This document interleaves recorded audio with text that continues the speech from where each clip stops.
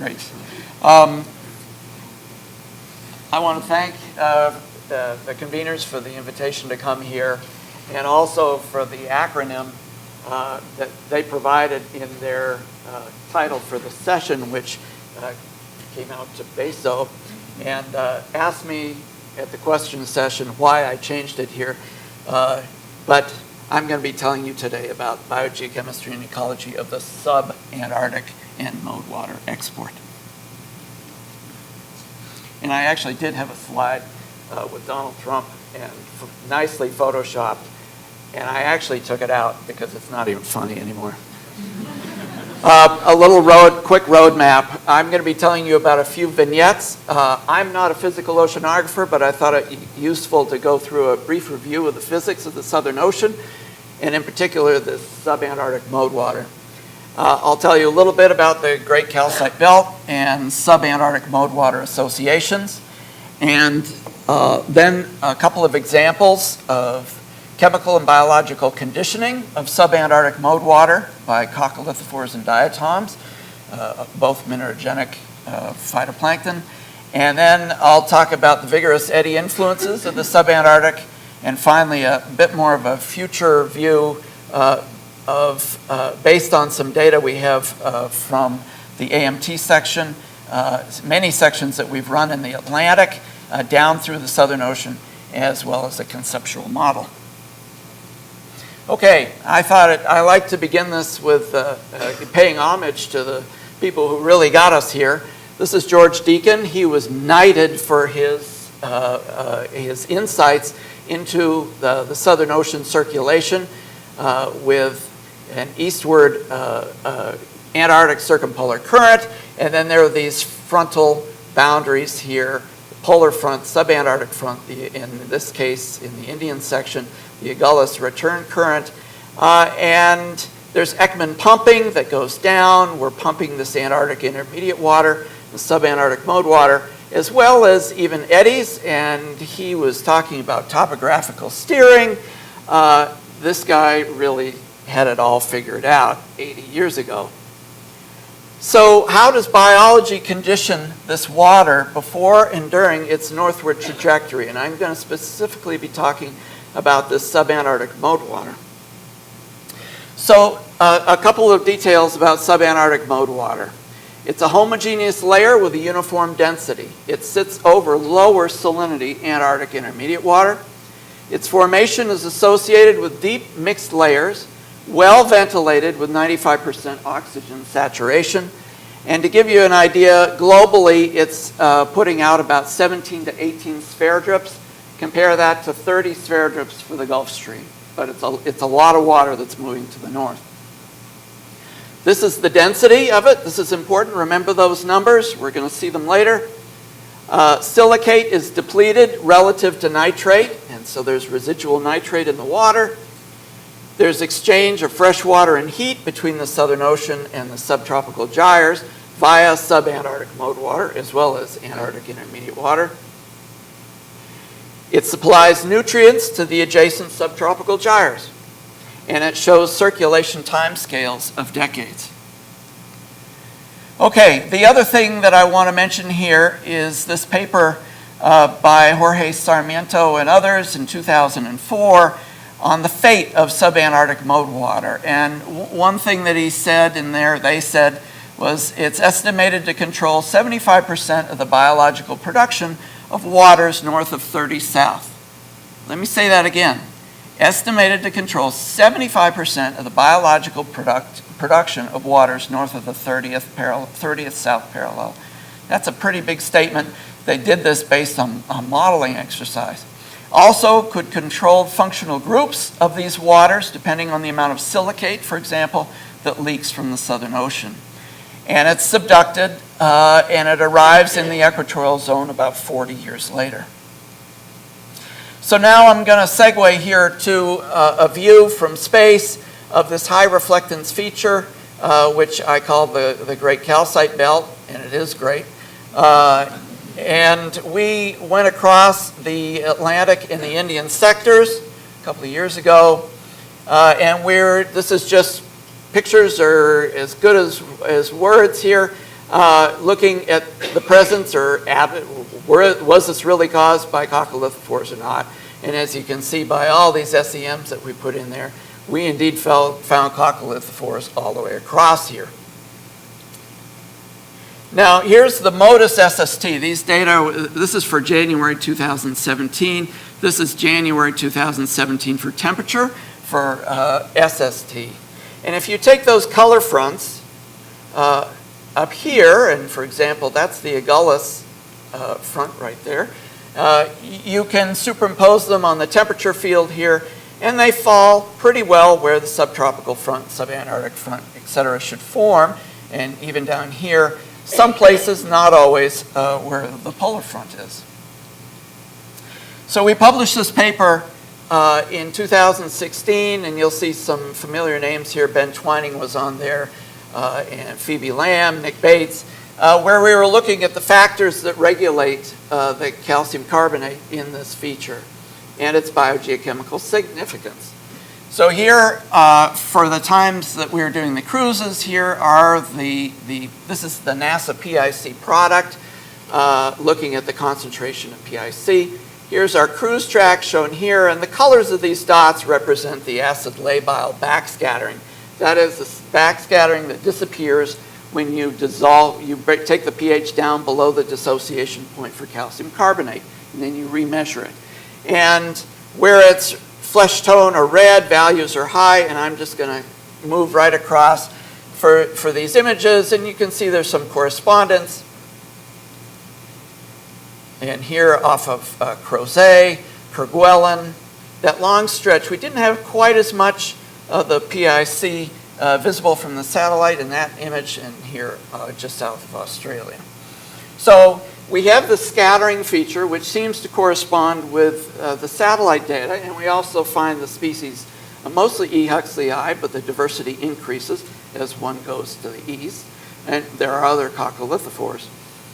The other thing, if you look at altimetry data here, and these are data from NESDIS at NOAA, and these are current velocities that go from, the colors go from 0 to 0.3 meters per second. And you can see these are some pretty strong currents in through here. And if you take those altimetry-derived data and you compare them to the actual PIC concentrations measured from space, you see something like this. Focus on the black dots. Those are the actual data. Here's the altimetry-derived mean current velocity, and here's the PIC concentration. And there's a pretty good relationship here, which is to say that the PIC, the highest concentrations of PIC, are found in these high velocity frontal regions. These white dots down here are just the number of data points in each of those bins. So now I'm going to show you some more space-based data. Now this is when these are MODIS SST data. These are Aquarius salinity data when Aquarius was running. And so what I did here was come up with a global, this is not just the Southern Ocean, a global TS diagram for the surface ocean. And then I superimposed on it the PIC concentration here, where yellows and reds are high, blues are low. And you see this area right down here. This is the Calcite Belt. And if you superimpose the densities derived for subantarctic mode water, they fall right along the line of the subantarctic mode water. So what we're seeing is that the Calcite Belt is sitting right in the subducting, or eventually to subduct, subantarctic mode water. So there's some conditioning that happens. So not only the diatoms, which are abundant down south of the polar front, but in this calcium carbonate-rich area, here is the transect through the Indian sector. This area right here off of the Crozet Islands is the same area here. This inset is pCO₂ concentration, a section in the top 200 meters. And these are Nick Bates' alkalinity data showing that as you increase the amount of PIC in the water here, the alkalinities are decreasing. And not only that, the colors of these dots are the pCO₂ concentrations. So you start at high alkalinity, low pCO₂, but as you go into the higher and higher PIC waters, you're seeing the pCO₂ concentration go up. So in that 2016 paper, we came up with a mandala, and there's way too much to talk about here. We can talk about it more if you'd like during the question and answers. We put together this mandala as a thought experiment about the phytoplankton, the biogeochemistry, and the ecology that we're seeing as a function of iron concentration, low and high, and whether we were looking south of the polar front or north of the polar front. And as it turns out, these regions where we see either the big diatoms or coccolithophores outcompeting diatoms are regions of the strong shear. These are the highest coccolithophore concentrations, but you'll see we have coccolithophores found in some of these other regions as well. At low iron, it's dominated by small diatoms like Fragilareopsis, and here we have even a better mixed community. These, by the way, were done using FlowCam. And south of the polar front, we have this negative residual nitrate, so there's more silicate than nitrate. North of the front, it's 0 to positive. And now I want to talk a little bit about eddies. In this paper by Coccolithophore in 2010, she presented this classic picture of eddies, the importance of eddy mixing during subduction of subantarctic mode water. And then she gave a renewed or different picture, modified picture of what she really thinks is going on here, which is the importance of eddies here, and then more eddy activity here, which is reventilating the subantarctic mode water on its journey to the north. Well, we actually see these eddies, and these are PIC-rich eddies that were formed. We were actually out there at the time, and here are the temperature data for that. This is MODIS temperatures again, and you can see there is a temperature signature different between those two eddies, and this is the altimetry signature here, and again you see those eddies. And we're not the first to see these PIC-rich eddies. They were seen previously in the Crozex experiment, papers by Reed et al.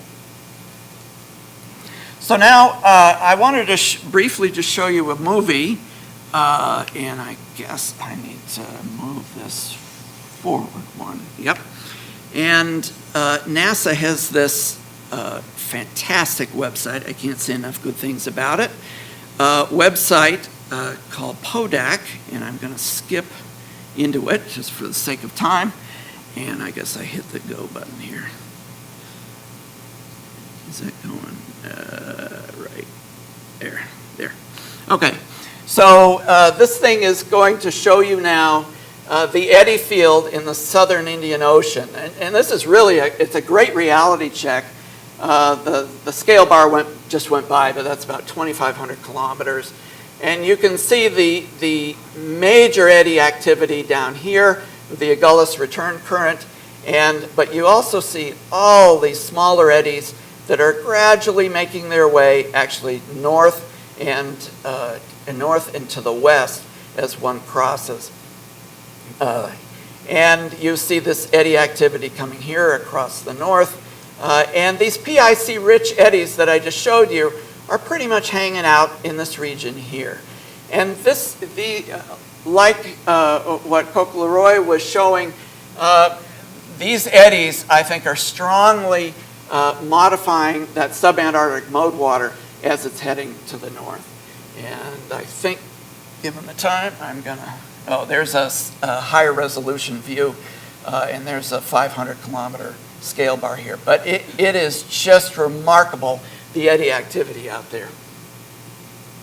Okay, Matt Long has used this community Earth system model, CESM. It's a global eddy resolving model, and this is output from it, 100-meter integrals for nitrate, silicate, and PIC. It has 3 explicit phytoplankton functional groups as well as 1 implicit group, calcifiers, and it actually does a reasonable job of reproducing the calcite belt. So there are low coccolithophores. Now we're into the Atlantic sector, and I'm going to show you data from 10 Atlantic meridional transit cruises where we have made coccolithophore measurements. I'm showing you the concentration of coccolithophores for all species, not just E. huxleyi or one particular species. These are all of the species that we observed, and these are from multiple cruises. And I take you down here to about 45 south, where you can see the high concentrations as we're getting into the calcite belt. And I also superimpose on here the subantarctic mode water, which the white line is the top of its boundary, the black line is the bottom of its boundary. But the thing I want to point out here is this spot right in the middle. In the equatorial region, there are fewer coccolithophores, and these are numbers per mil, in the equatorial region than the entire rest of the transit. Even in the ligotrophic subtropical gyres, there are more coccolithophores than you find, consistently more coccolithophores than you find in the equatorial region. And the big question is why? And one of our thoughts is that, and this is where it's a bit more speculative, we're going to actually be going out to look at this, that there are growth factors that are being consumed down here by the Great Calcite Belt before the subantarctic mode water is subducted, and also potentially along the way through eddy mixing. And by the time this water gets back up near into the top 100 meters zone here near the equator, whatever growth factor was responsible for encouraging their growth here is not there. But it is striking for all of these AMT cruises just how few coccolithophores we found there.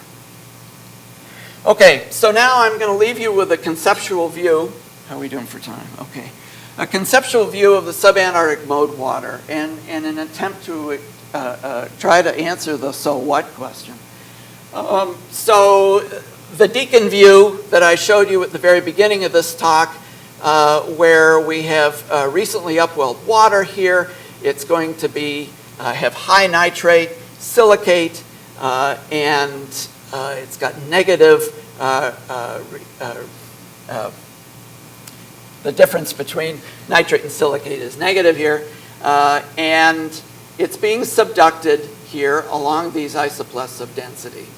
And in the equatorial region, the stuff is coming back up to the surface. Now superimpose on that the waters south of the polar front, which are absolutely packed with diatoms, and now this water more to the north, which is full of coccolithophores. And now let's add a few eddies in there, which are, we have cyclonic and anticyclonic eddies, and the cyclonic eddies are pulling up the density isopleths here and raising the deep chlorophyll maximum, and there's growth happening as this water is being subducted.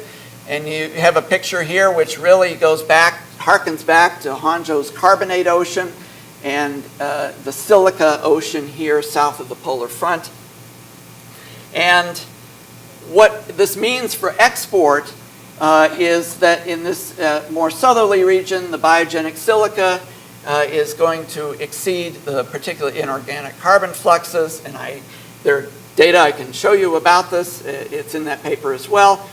In the subtropics, the pIC fluxes are exceeding the biogenic silica, and again at the equator, more biogenic silica to pIC. But I would add that the amount of silica that leaks out of here is likely going to affect the presence of the diatoms there. Okay, so in summary, BESA may. The biogeochemistry and ecology of Sub-Antarctic, we describe in this mandala, is likely, I think, to influence the biogeochemistry and the ecology of the subtropics and the tropics. The linkages are physical via the subantarctic mode water. Minerogenic phytoplankton, that is the diatoms and the calcifiers, condition the subantarctic mode water prior to its subduction, which could well affect the growth of ballast producers and the export of waters well to the north. And these, we have 2 cruises coming up in 2019 and 2020. We'll be leaving out of Durban and heading out towards that area around Crozet Island to look at this and do growth enhancement experiments where we're trying to see what the growth factors are that encourage coccolithophore production. And I think, yes, I'd like to thank cast of many here for all the work, and the crew and captains on the Revell and the Melville, Goddard Space Color Group, and these guys actually help steer us to features like Eddy's, Ocean Data View, NASA, and NSF for support. And thank you very much.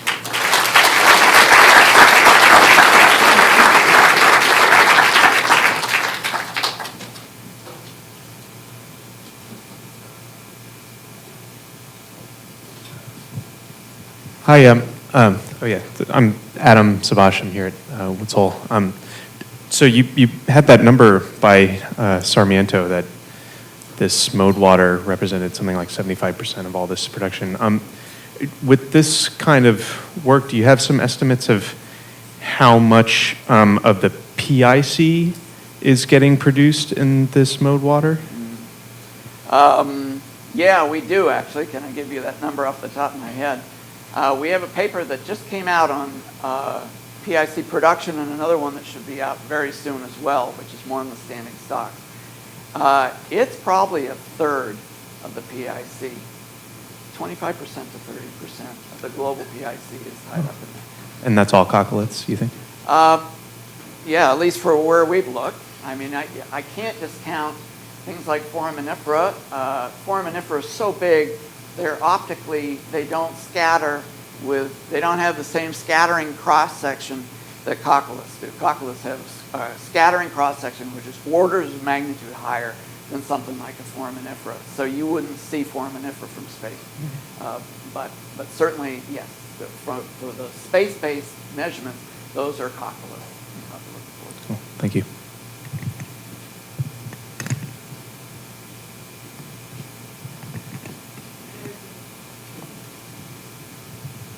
Barney, I had a very strong request to ask you about the title BESA. No. Well, okay, you all know the title of the session is Biogeochemical and Ecology of the Southern Ocean. And thanks to Matt for picking that title. I presume you did. And so I was all proud of myself with that acronym. And I thought, BESO, oh, that's great. And so, and I thought, but we deal with mode water export. And so I had BESO, except my Spanish-speaking wife dutifully informed me after this that in the reflexive, in the first person reflexive, is kissing oneself. And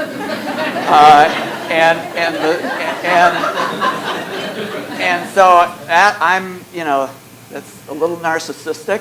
And so I decided to change that acronym to BESA, which is with the Sub-Antarctic instead of the Southern Ocean for the S.A.